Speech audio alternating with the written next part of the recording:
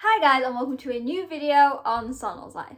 So we are currently in the midst of the Best of Super Junior tournament, and before you say, Sonal, the title of this video doesn't link to the Best of Super Junior tournament, bear with me. So like I said, we're in the tournament at the moment with some of the best wrestlers in the world, and one faction, now you see the link, that has really made their presence known is Suzuki Gun. And we have El Desperado, Yoshinobu Kanemaru, and my boy Doki in it. And I thought, you know what, I did the first two episodes, what seems like ages ago. I thought, well, it's probably the best time to get into part 3 of my Suzuki Gun history series. And for anyone who's not watched it, you can watch part 1 and 2 in the links below, and I'll put something somewhere around this moment. But basically, the last video I left you with, Suzuki Gun had taken over Noah after being sent there on an excursion. Well, they'd been kicked out, that was the storyline. But due to problems with the relationship between New Japan and Noah, the quite successful and dominant reign of Suzuki Gun in Pro Wrestling Noah came to an end. And that is where we are going to pick off. So let's get going. So, as I said, Suzuki Gun had their final matches in Noah, and it almost seemed like out of nowhere. The faction was gaining a lot of momentum, but on January the 5th, so New Year's Dash in 2017, Suzuki Gun returned with a vengeance after 2 years away from the company and with 8 members. Now, being Suzuki Gun, they weren't going to just come quietly. They basically arrived and attacked the members of Chaos and Hontai, who are literally the opposite of what Suzuki Gun is. They are the good guys. They embody New Japan, the company that kicked them out. Now, obviously, they weren't just going to go there and be like, well, let's just chill out for a bit. As soon as the faction arrived back in New Japan, they were on a mission, and with so many talented wrestlers, they were able to basically stake their claim in every division.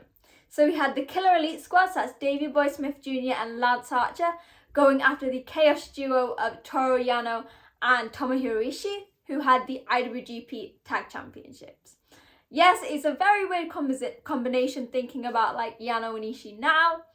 But again, Chaos, like Suzuki Gun, is one of those factions where they work extremely well together. And especially, I'm going a bit off topic here, but especially the 4 guys who are sort of in the tag division. So Ishii, Yano, Goto, and Yoshihashi all work interchangeably well together. And this was the case then. But obviously, Killer Elite Squad very quickly made their mark as a tag team. And this was what they wanted. They wanted those tag titles. But that wasn't all. They basically declared a war on New Japan. I said this, that they were not going to come back quietly. And to basically do that, you need to get the top title, which was held by Kazuchiko Okada, as he was the IWGP Heavyweight Champion. And it's sort of quite funny, because even now we're still saying this. At the time, people were shocked that Suzuki had yet to win the top title in New Japan. And this seemed like the perfect moment. They were ready. Like, Suzuki had this extra fire in them. And it almost seemed like the sort of chip on their shoulder that they had would be perfect for Suzuki to get the win over Okada, who maybe compared to him had quite an easy career. Finished his training as a young lion, came back from excursion and basically won the title on his first go. Whereas Suzuki, a veteran for probably about 20 years at this point, won titles across the world but never managed to do it in New Japan. And I think that was sort of the link and sort of the start of a very busy few months for Suzuki Gun in the company. So I mentioned those 2, but we also had other guys. So unfortunately, Taka Michinoku and Taichi did not beat Roppongi Vice, so Rocky Romero and Beretta for the IWGP Junior Heavyweight Championships. KES didn't beat Chaos, and Suzuki didn't beat Okada.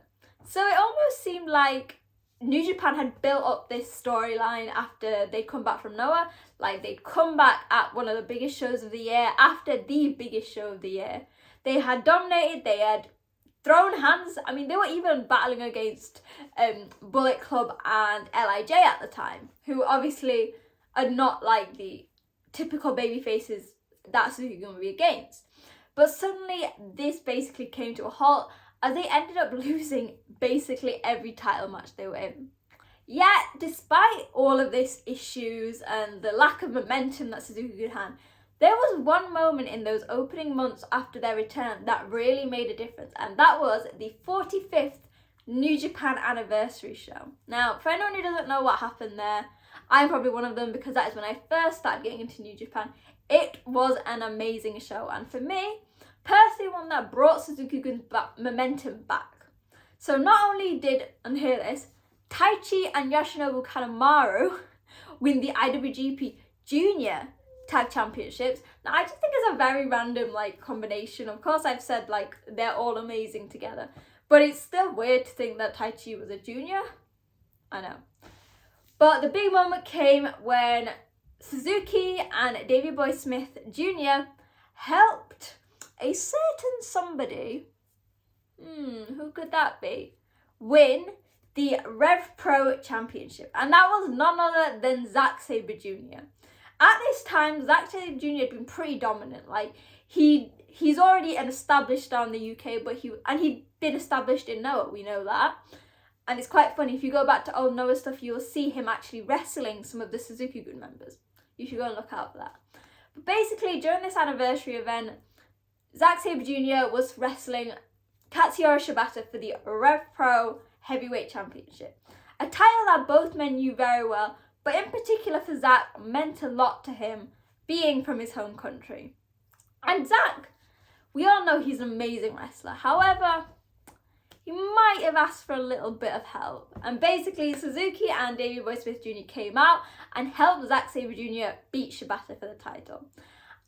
And won him not only the title, but a new home with Suzuki Gun.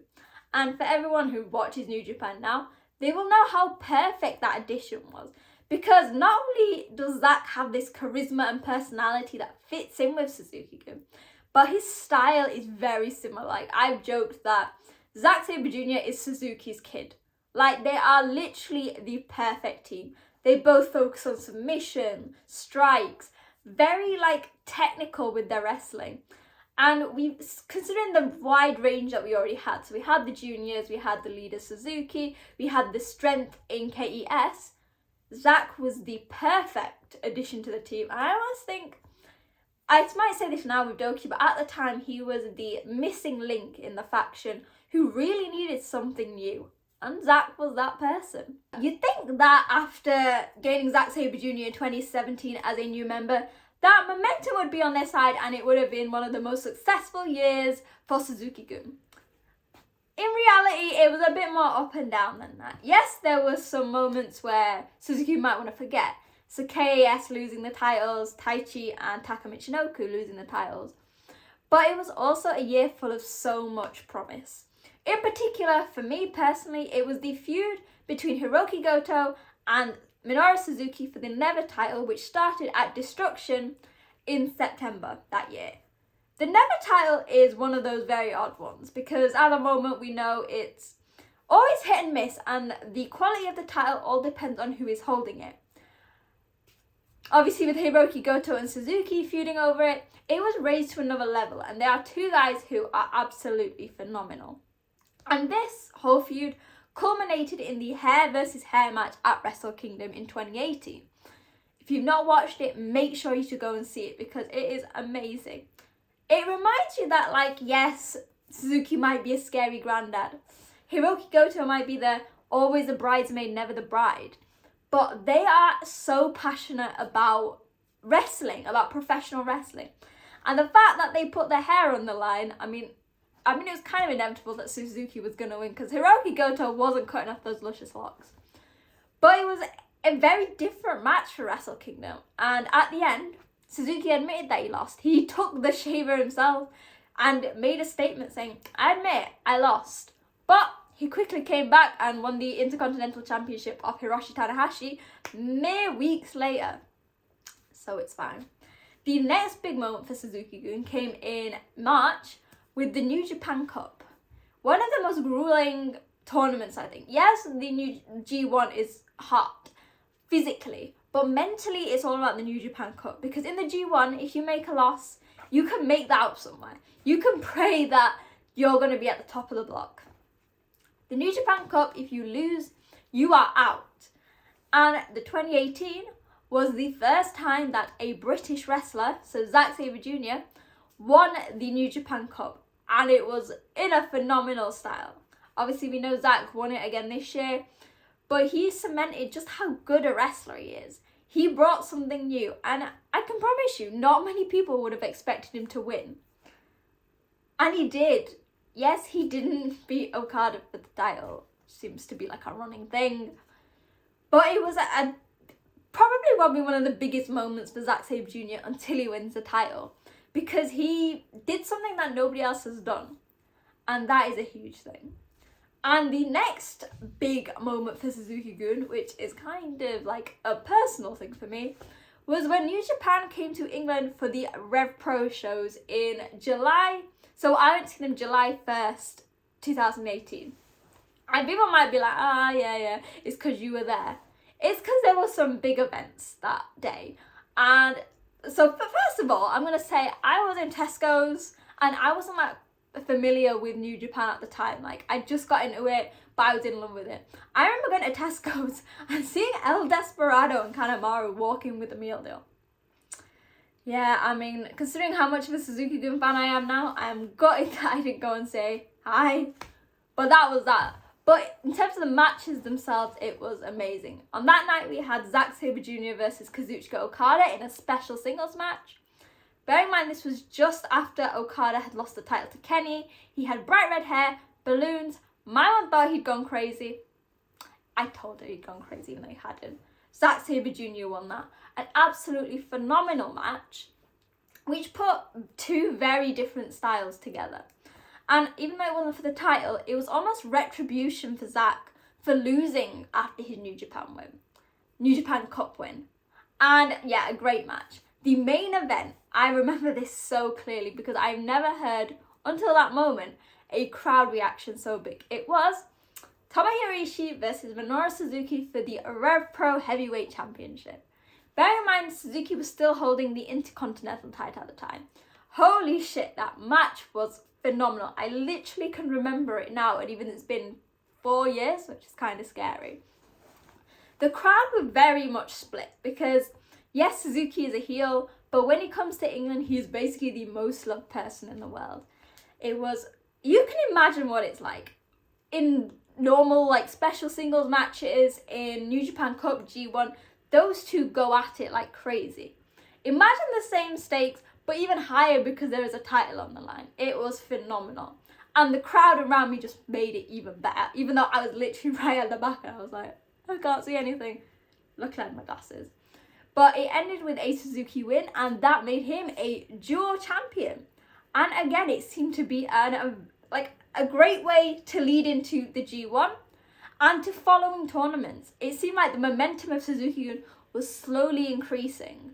And it wasn't just those guys though. Even in the opening tag matches throughout the year, the entire Suzuki Gun faction was picking up momentum in different ways. That was also the year that Taichi decided to move to the heavyweight division.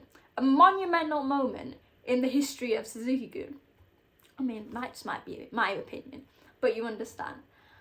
And 2018, as many failures as there was also a lot of success. With obviously so many Suzuki Gun members throughout the upcoming months, they were everywhere. They were in the G1, they were in World Tag League. We had 3 teams in World Tag League, so Taichi and Zack made their debut, and who would have known that Dangerous Tekkers would have become one of the most loved teams. We had KES and we had Suzuki and Iizuka. And it was that January after where Iizuka announced his retirement. And I think people might forget this, but it was a huge moment in Suzuki Gun history. Iizuka is so iconic. He has been around for so long, and his character in Suzuki Gun was crazy. Luckily, they didn't let him go quietly. He had a feud of sorts with his former bestie and tag team partner, Hiroyoshi Tenzan, where we thought maybe we could snap him out of the crazy guy. We had the Iron Glove, and the pinnacle was when, if you know what's going to come up, you know why I'm laughing, where Iizuka finished, left the Iron Glove in the centre of the ring, which Taichi snuck in and got, which led to a whole lot of chaos in the upcoming months. But I feel like Isuka leaving is a nice place to leave it, because the next few months, the next few years in Suzuki Gun almost seem like a move from the staple heel faction to the staple heel faction that everyone loves. And that's what we will get off on the next video. Now, hopefully you enjoyed the third part of this video. We had a look at, like, I think a period of 2 years. So from Suzuki Gun's return to New Japan to Isuka retiring. But the next video will be even more jam-packed, because we are going to go from the March 2019 all the way to now, and I think it's some of the biggest moments for Suzuki Gun, whether you look at guys like El Desperado, Suzuki, Saber Jr and Taichi. And it proves that, you know what, Suzuki Gun is probably one of the most underrated factions, not just when it comes to talent, but its history. So hopefully you guys enjoyed the video. I know it's been a while since I did this series, so you might want to go back and watch the other ones before. But I love doing this sort of stuff, and hopefully you learned something new. Maybe you just like the fact that I brought up Isuka again, because you know what, we miss him. And I promise you I won't be too long before the next video. As always, if you like my video, why don't you hit that like button, leave a comment, and follow me on social media at wrestling_chat. Talk to me. What do you think about Suzuki Gun, this period of history? For me, it's quite personal, not just because of the show, but it was at the peak of when I was getting into the company. And also, share the video. Let's spread the word of Suzuki Gun worldwide. And if you do like what I do, why don't you hit that subscribe button while you are there? Hopefully you guys are enjoying the Best of Super Junior tournament as much as me. And I'll be back very soon. Bye!